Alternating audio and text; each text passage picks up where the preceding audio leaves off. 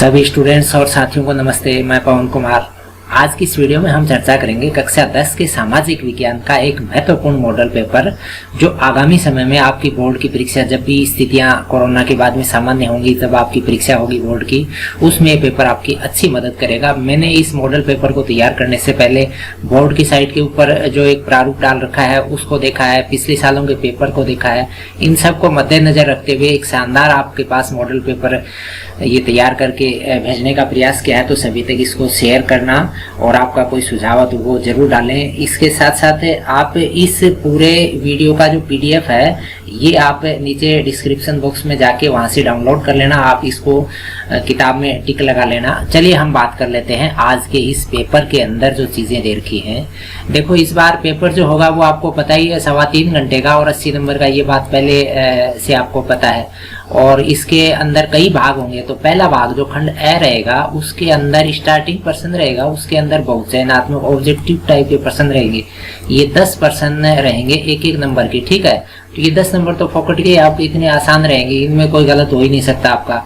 देखो, इसका पहला प्रश्न देख लेते हैं हम। किस मौर्य शासक ने वृद्धावस्था में यानी बुढ़ापे में भद्रबाहु से जैन धर्म की दीक्षा ली? तो कौन सा मौर्य राजा था जिसने यानी बुढ़ापे में जैन धर्म की दीक्षा ले ली थी? ये है आपके चंद्रगुप्त मौर्य, ठीक है। ये स्वर्ण बेलगोला में इन्होंने ये जैन धर्म के मुनि थे, भद्रबाहु से शिक्षा ली थी। इसके बाद में अगला जो प्रश्न है, किस गुप्त शासक को नालंदा विश्वविद्यालय का संस्थापक माना जाता है? बहुत अच्छा प्रश्न है, बहुत बड़ी बड़ी प्रतियोगी परीक्षाओं में आया हुआ है ये। और इसमें देखो आपके कुमारगुप्त, समुद्रगुप्त, स्कंदगुप्त और लास्ट में चंद्रगुप्त है, ठीक है। तो इसमें पहला ही ऑप्शन सही रहेगा, कुमारगुप्त। कुमारगुप्त ने नालंदा विश्वविद्यालय की स्थापना करवाई थी। तो ए ऑप्शन इसका सही रहेगा। इसके बाद में अगला प्रश्न देखते हैं, स्वेज नहर का निर्माण किसने करवाया था? स्वेज नहर का निर्माण करवाने वाला देखो ये लेस्पेथ, James Bradley, Fulton, Henry Court. तो जेम्स पहला जो ऑप्शन है लेस्पेथ, ठीक है ना।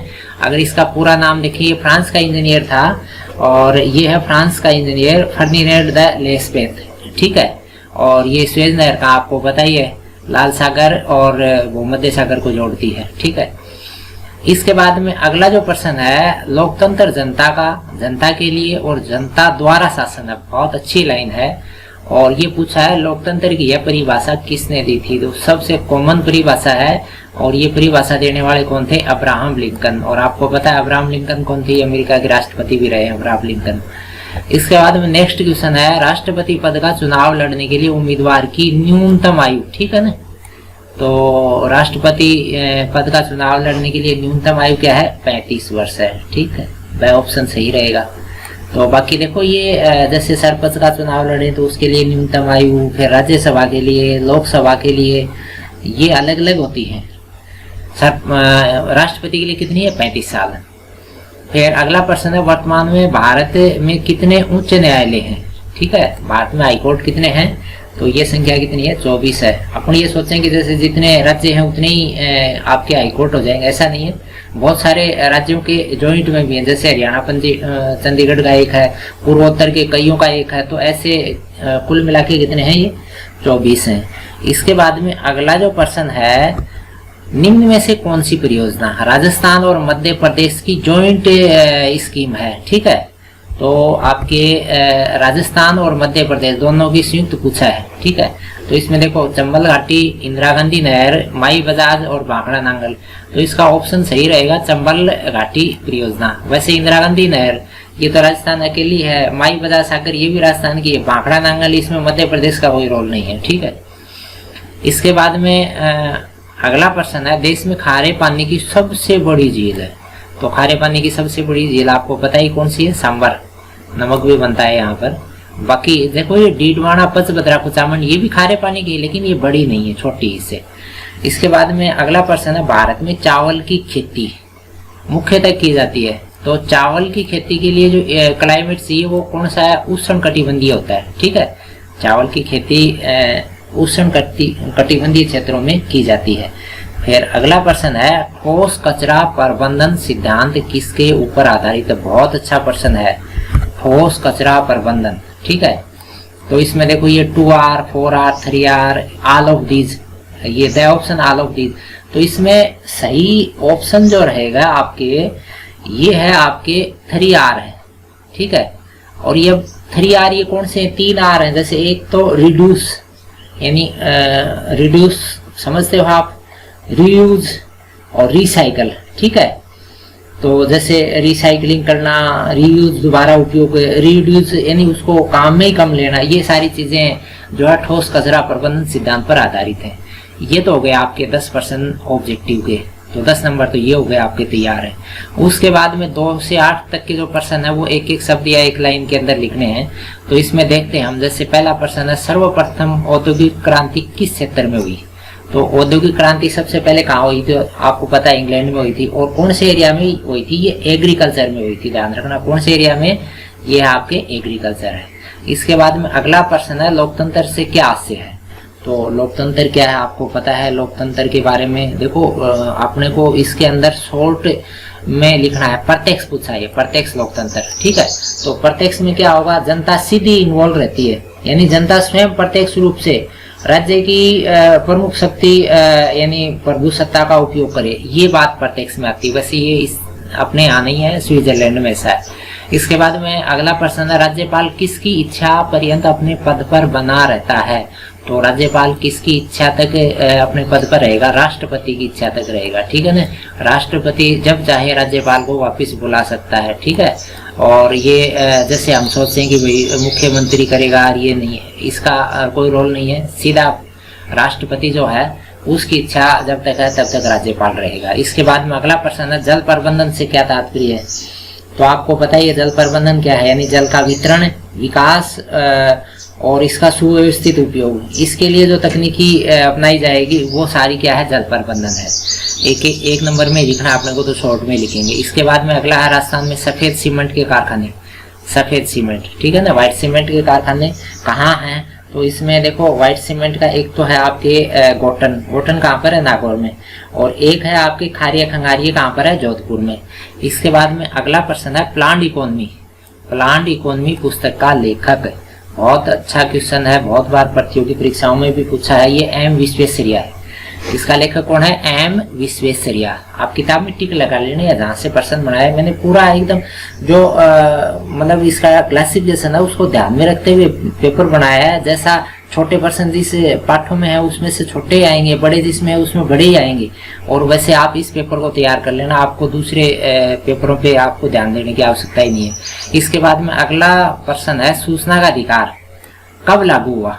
सूचना का अधिकार जो कानून है वो कब लागू हुआ। देखो ये लागू होता है राष्ट्रपति की मंजूरी के बाद में 13 अक्टूबर 2005 को, ठीक है। लागू कब होता है देश में, 13 अक्टूबर 2005 को। और लोकसभा में ये पारित हो गया था 15 जून 2005 को। तो अपन इसमें दोनों तारीखें लिख सकते हैं, वैसे सही तारीख क्या रहेगी, 13 अक्टूबर 2005 को। तो ये जो प्रश्न थे ये आपके 7 प्रश्न हो गए, एक नंबर के 7 प्रश्न है। तो ये 7 नंबर ये आपके तैयार है, इनमें से 1 नंबर नहीं कट सकता, आपका गारंटेड है। इसके बाद में ये 3 प्रश्न आ गए एक नंबर के, इसमें आपको खाली स्थान भरना है, रिक्त स्थान भरने 9 से 11 तक के। तो पहला प्रश्न है वर्धन वंश का सबसे प्रतापी राजा। तो पता है वर्धन वंश का सबसे प्रतापी राजा कौन सा था, हर्षवर्धन। इसके बाद में अगला प्रश्न है लोकतंत्र अंग्रेजी शब्द डेमोक्रेसी का हिंदी अनुवाद है, ठीक है। और जो ग्रीक भाषा के 2 शब्दों से मिलकर है, तो वो दोनों शब्द खाली स्थान छोड़ दिया इसमें। तो ये देखो आप इसी से पकड़ लोगे, ये डेमोक्रेसी जो लिख दिया ना इसी से आप पकड़ लेना। तो इसमें 2 शब्द हैं, एक तो डेमोस है, तो पहले ऑप्शन में तो क्या आ जाएगा, डेमोस आ जाएगा, DEMOS,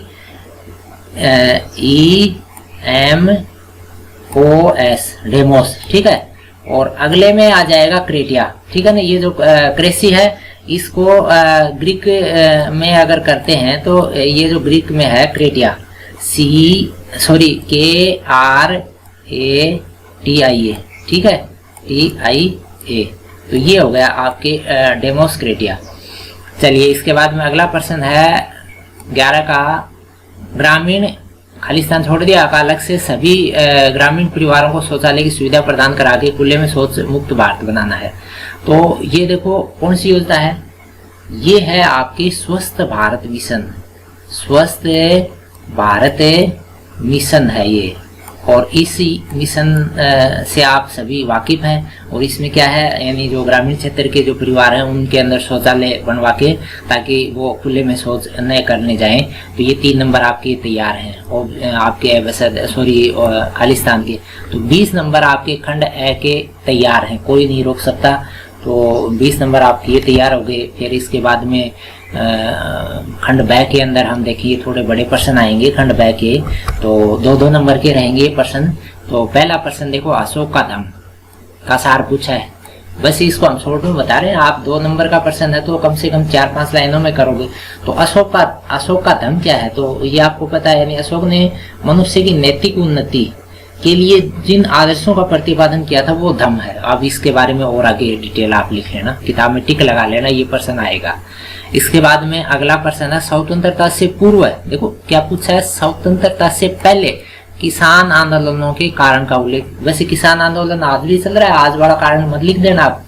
हमने पूछा है जब देश आजाद नहीं हुआ था उससे पहले बहुत सारे किसान आंदोलन हुए, उनके कारण लिखना आपको पता है। उस टाइम में जागीरदारी प्रथा थी, बहुत सारे कारण थे जिसके कारण से ये आंदोलन होते थे। बहुत सी जगह पाबंदियां थी कि आपको यही खेती करनी पड़ेगी। वो सारी चीजें आपको जो सुटेबल लगती है किताब में दे रखी, वैसे आप इसके अंदर मेंशन करना, 5-6 लाइन में कर देना। इसके बाद में अगला प्रश्न है, लोकतंत्र की सफलता के लिए आवश्यक 2 परिस्थिति बतानी है। तो लोकतंत्र की सफलता के लिए कौन सी परिस्थिति आपको अच्छी लगे, जैसे भाई शांति है, आपकी सुदृढ़ अर्थव्यवस्था है, आर्थिक समानता, एजुकेशन वगैरह जो भी चीजें हैं, तो बहुत सारी हैं, इनमें से 2 मेंशन करनी है अपने को। फिर अगला प्रश्न है, राष्ट्रपति की आपातकालीन शक्तियां पूछ रहा है। तो आपातकालीन शक्तियां आपको पता ही है, जैसे वो इमरजेंसी लगाने वाले हैं, वित्तीय आपात है, चाहे वो राज्य की स्थिति, कोई भी संवैधानिक तंत्र की विफलता की स्थिति खराब है, या देश के ऊपर बाहर से कोई अटैक है, तो वो सारी आपातकालीन शक्तियां हैं, इनको आप लिख सकते हैं। इसके बाद में अगला जो प्रश्न है 16 नंबर का, भारतीय कृषि को ऋतुओं के आधार पर कितने भागों में बांटा है। तो ये खरीफ है, रबी, जायद, ये जो क्लासिफिकेशन है एग्जाम्पल के साथ आप इसको समझा देना, खरीफ में कौन सी है, रबी में कौन सी है, जायद में कौन सी है। तो बड़ा इजी क्वेश्चन है ये। और देखो प्रश्न डायरेक्ट आपको नहीं भी मिलेगा ना, तो इनसे रिलेटेड मिल जाएगा 100%। तो आपकी अच्छी मदद होगी। सभी स्टूडेंट्स तक इसको भेजना। अभी आपको जो समय मिल रहा है उसमें इसका अभ्यास करें, किताब में टिक लगा लेना, PDF नीचे है उसको भी डाउनलोड कर लेना आप। अगला प्रश्न है, राजस्थान में कौन से स्थान हस्तशिल्प उद्योग के लिए प्रसिद्ध है। तो हस्तशिल्प के जैसे आपके जयपुर में है जो काम होता है का, इसके अलावा आपके कोटा में है, सांगानेर में है, खंडेला में है, सीकर में, बहुत सारी जगह छोटे छोटे काम होते हैं और वो स्थान जो है आपको मेंशन करने हैं। साथ में वो भी लिख देगा कि जैसे कोटा में क्या बनता है, जैसे जयपुर में क्या बनता है, सांगानेर में क्या बनता है, वो सारी चीज़ें आप 5-6 लाइन के अंदर ये उत्तर आप कर सकते हैं। इसके बाद में अगला है समावेशी विकास से क्या समझते हैं। तो समावेशी विकास में क्या आ जाएगा, यानी सबका, कोई भी जाति धर्म इनके आधार पे ऐसा विभेद नहीं हो, सबके लिए समान विकास आपके, ऐसा नहीं है एक जाति के एरिया में ज़्यादा विकास है एक में नहीं है, तो वो समावेशी नहीं है। समावेशी में आपके जाति है, धर्म है, लिंग है, इन सब को ध्यान में रखते हुए एक समन्वित विकास जो है वो समावेशी। इसके बाद में सड़क दुर्घटना के कारण लिखने हैं। तो ये हो गया खंड आपके ब। इसके बाद में खंड ब के अंदर स के अंदर आपके बड़े प्रश्न आएंगे, ये 4-4 नंबर के अथवा में रहेंगे आपके। तो 4 नंबर में अथवा मिल जाएगा तब आपके कोई दिक्कत ही नहीं है, कोई सा भी अच्छा लगे वो कर लेना। पहला प्रश्न है, भारत के संविधान में न्यायपालिका की स्वतंत्रता और निष्पक्षता की व्यवस्था है, इस कथन की पुष्टि के लिए आपको बातें लिखनी है। और अथवा में है, भारतीय शासन व्यवस्था में विपक्ष कौन कौन से साधनों द्वारा सरकार पर नियंत्रण और प्रभाव, ठीक है ना। विपक्ष यानी जैसे मान लीजिए आपके विपक्ष संसद के अंदर जिस प्रकार से बिहेव करता है, उसके अंदर आपके काम रोको प्रस्ताव है, या आपके स्थगन प्रस्ताव है, या आपके अविश्वास, ये सारी जो चीजें हैं इनके द्वारा क्या करता है वो सरकार पे नियंत्रण और प्रभाव स्थापित करने का प्रयास करता है। तो ये आप लिख सकते हैं। तो 4 नंबर का है तो आप कम से कम पूरा एक जो है पेज वो भर जरूर दें। इसके बाद में 21 नंबर प्रश्न है, भारत में बढ़ते नगरीकरण से उत्पन्न होने वाली 4 समस्याएं, यानी नगर ज्यादा हो गए तो इससे समस्याएं हो रही हैं। वो आप लिखना। इसके अथवा में है जनसंख्या वृद्धि और जनसंख्या घनत्व पर टिप्पणी लिखना। इसके अंदर आप आंकड़े मेंशन करना, जैसे 2011 के आंकड़े कर देना। आपको पता है जैसे 2011 में वृद्धि कितनी थी, 17.64 है, और घनत्व की बात करें तो जैसे 382 था। इंडिया की बात करें, भारत की कर रहे हैं, ये सारा राजस्थान के नहीं है। अगर आप राजस्थान के कोई आंकड़े याद है तो वो भी लिख देना। जैसे घनत्व की बात कर रहा था मैं, कितना है 2011 का 382। इसमें आप ये भी लिख देना टॉप किसका है, बिहार का है, सबसे कम किसका है, अरुणाचल का। ये चीज भी आप इसके अंदर लिख सकते हैं। इसके बाद में प्रश्न नंबर 22 में कह रहा है भारत में गरीबी के आर्थिक कारणों की विवेचना कीजिए। ठीक है, गरीबी के कारण बहुत सारे हैं, सामाजिक भी हैं, राजनीतिक भी हैं। तो इसमें आप कौन से कारण लिखोगे, आर्थिक कारण है। ठीक है, इसके बाद में अगला प्रश्न है आपके विचार से बेरोजगारी कम करने के लिए कौन कौन से उपाय बेहतरीन हो सकते हैं। ठीक है, आपको पता है जैसे आजकल गलियों में इतने सारे लोग बाग पढ़े लिखे भी घूम रहे हैं, तो आपको लगता है ये बेरोजगार न हो और क्या योजना होनी चाहिए, तो आप लिख सकते हैं किताब वाली और आप वाली दोनों को शामिल करके आप इस उत्तर को कर लेना। इसके बाद में अगला प्रश्न है सूचना का अधिकार अधिनियम द्वारा नागरिकों को कौन कौन से अधिकार दिए गए हैं। ठीक है, सूचना के अधिकार पे बहुत अच्छा प्रश्न, काफी सालों से नहीं पूछा गया है, तो आप याद कर लेना, इसको भूल मत जाना। इसके बाद में उपभोक्ता शोषण के कारण। ठीक है, तो ये उपभोक्ता शोषण का इसमें ओब्लिक अथवा में आ गया, तो आप जो भी अच्छा लगे वो कर सकते हैं। इसके बाद में खंड तय है, इसके अंदर 5-5 नंबर के प्रश्न रहेंगे। 5-5 नंबर के आपके 2 प्रश्न रहेंगे, ये मानचित्र के हैं। ठीक है, तो मानचित्र में निम्न स्थान अंकित करने, झांसी, नागपुर, अमृतसर, सूरत, चित्तौड़, और फिर ये जैसे कानपुर, नसीराबाद अथवा में है। 5 नंबर का एक आपके ये। इसके बाद में अगला जो मानचित्र है वो भी 5 नंबर का है, ये भी भारत का है। तो इसमें देखो पहला वाला मानचित्र रहेगा ना, इसमें आप ध्यान में रखना ये जो चीजें हैं ये वो चीजें हैं जो स्वतंत्रता आंदोलन से जुड़ी हुई चीजें हैं। वो स्थान जो स्वतंत्रता आंदोलन से अटैच थे उनमें से ज्यादा पूछा जाएगा इसमें। और अगला जो प्रश्न रहेगा उसके अंदर जो जगह पूछी जाएंगी वो इंडिया के संदर्भ में ऐसी जगह है, या तो वो खनिज से रिलेटेड है या आपके एग्रीकल्चर से रिलेटेड है, वो जगह पूछी जाएंगी। तो आप इन दोनों तरीके से इंडिया का मैप में लास्ट में इंडिया का मैप भी आपको समझा दूंगा कि ये जगह ये जो बताई ये कहाँ कहाँ पर है। ठीक है, इसके बाद में ये आपके 10 नंबर ये तैयार हो गए। देखो ये 10 नंबर और पहला जो खंड ए था उसके 20 नंबर, ये 30 नंबर तो आपके कहीं नहीं जा सकते हैं। ये आपके नंबर जो हैं 100% आने चाहिए, यानी ये 30 नंबर तो आपके होने ही चाहिए। इसके बाद में अगला जो खंड ये रहेगा, इसके अंदर 6 नंबर के 3 प्रश्न रहेंगे। तो पहला प्रश्न देखें 26 नंबर, ये सल्तनत कालीन प्रशासन व्यवस्था समझा, और इसके अथवा में मुगलकालीन प्रशासन, और इसके अथवा यानी 6 नंबर वाले में आपको 3 विकल्प मिलेंगे, जो भी अच्छा लगे वो कर लेना। इतनी व्यवस्था कर दी इस बार आप बोर्ड की एग्जाम में अच्छा स्कोर, यानी मैं तो ये चाहूंगा कि 80 में से 80 का स्कोर 20 विद्यालय से चले जाएंगे तो आपके 100 में से 100 ही आ जाएंगे।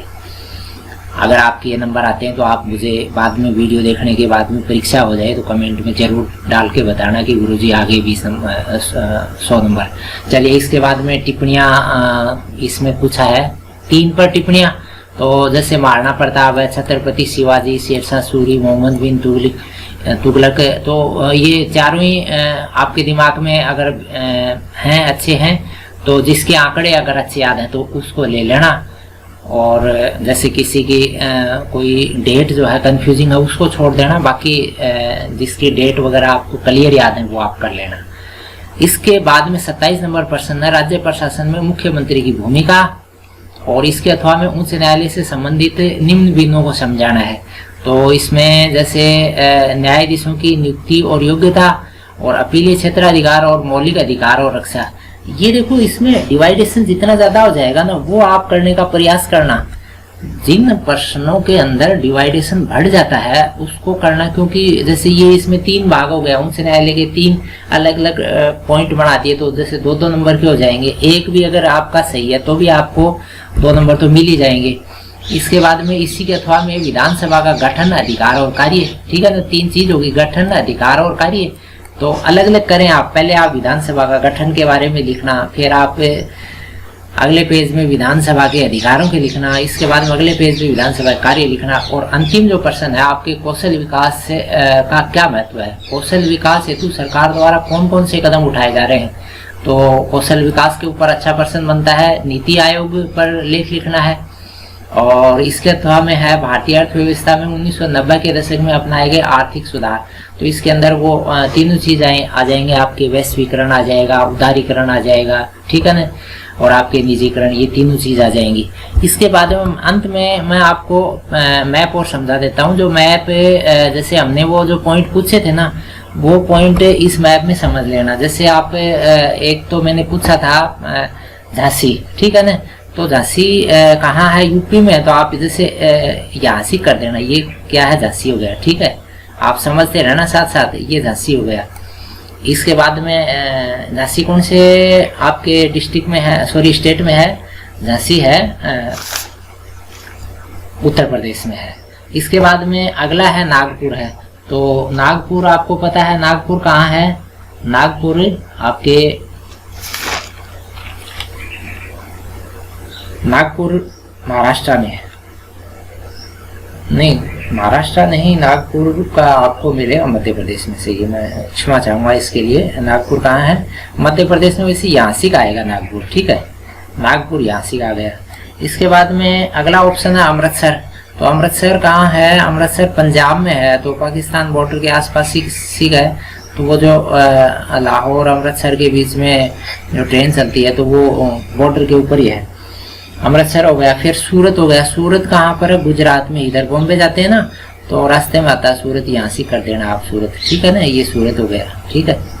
और इसके बाद में अगला है चित्तौड़गढ़ है। तो चित्तौड़गढ़ राजस्थान में, पता ही आपको, राजस्थान में, आप यहाँ से कर देना चित्तौड़गढ़, ठीक है। तो ये हो गया आपके चित्तौड़गढ़, ठीक।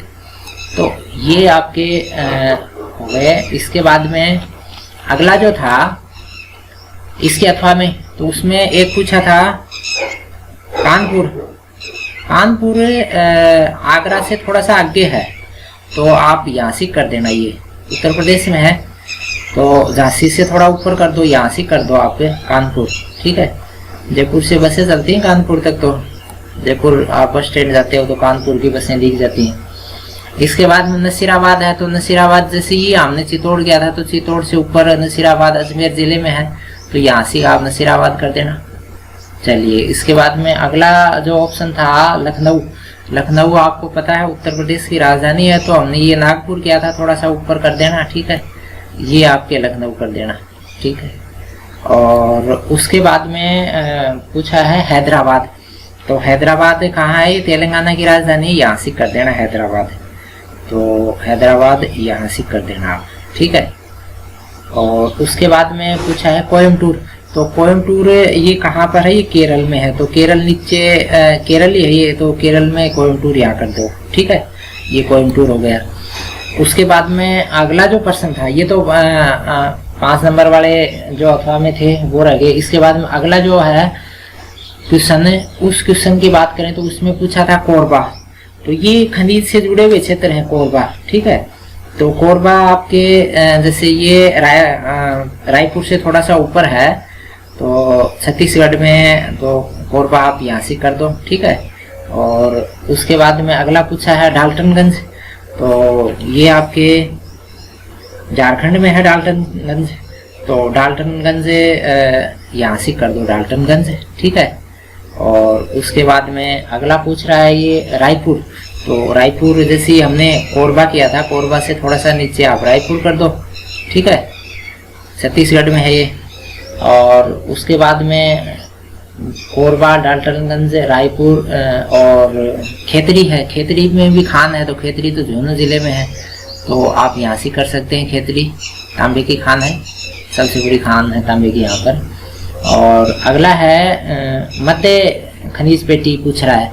तो ये मध्य खनिज पेटी जो है, इसमें ये आपके नागपुर के आसपास का एरिया आता है। तो ये एरिया जो है ये मध्य खनिज पेटी है ये, ठीक है। ये मध्य खनिज पेटी है, ठीक है, ये मध्य खनिज पेटी। तो आप जैसे इसमें लंबा चौड़ा एरिया है, तो आप ऐसे दिखा सकते हैं आप, ठीक है ना। तो आप इसके अंदर कोई संकेत भी कर सकते हैं। इस तरीके से आप कोई संकेत जो भी अच्छा लगे आपको वैसे संकेत करके मध्य खनिज पेटी। इसके बाद में इसकी अथवा में पूछा था हजारीबाग, तो हजारीबाग आपकी ये डाल्टनगंज है उसके पास में हजारीबाग है, ये सारे खनिज क्षेत्र है। और उसके बाद में पलाना पूछ रहा है, पलाना में भी कोयला निकलता है, बीकानेर जिले में है, राजस्थान में है ये पलाना, तो झांसी का आप कर सकते हैं। ठीक है, इसके बाद में अगला है बॉम्बे है, यहाँ तेल निकलता है, तो बॉम्बे से थोड़ा सा समुद्र में आगे है ये, तकरीबन 100 मील के आसपास ये समुद्र में बॉम्बे है, यहाँ तेल निकलता है। और उसके बाद में दार्जिलिंग है, दार्जिलिंग पश्चिम बंगाल में, ये यहाँ पर जो बंगाल और सिक्किम का कॉर्नर है वहाँ से है ये आपके दार्जिलिंग। और उसके बाद में पूछा है जयंतिया पहाड़ियाँ, जयंतिया पहाड़ियाँ मेघालय में, यहाँ से कि ये एरिया जो है ये जयंतिया पहाड़ियाँ, यहाँ इस पहाड़ी में भी बहुत सारे खनिज है। तो ये जो आपके पेपर है, इस पेपर का ये जो मैप है, ये मैप भी आपकी काफ़ी मदद करेगा इनसे जुड़े हुए, या इस पैटर्न के आपको ऑप्शन वहाँ मिल जाएंगे। तो ये 10 नंबर आपके मैप के कहीं नहीं जाएंगे, ये सुनिश्चित है। तो ये सारे जो क्वेश्चन हैं ये आपकी मदद करेंगे, सभी तक इसको साझा करें। अगर आपका कोई सुझाव तो कमेंट बॉक्स में ज़रूर डालना। आगामी समय में आपकी मदद के लिए और कोई वीडियो तैयार करके भेजेंगे। आप वीडियो में प्रारंभ से अंत तक बने रहे। धन्यवाद। जय हिंद।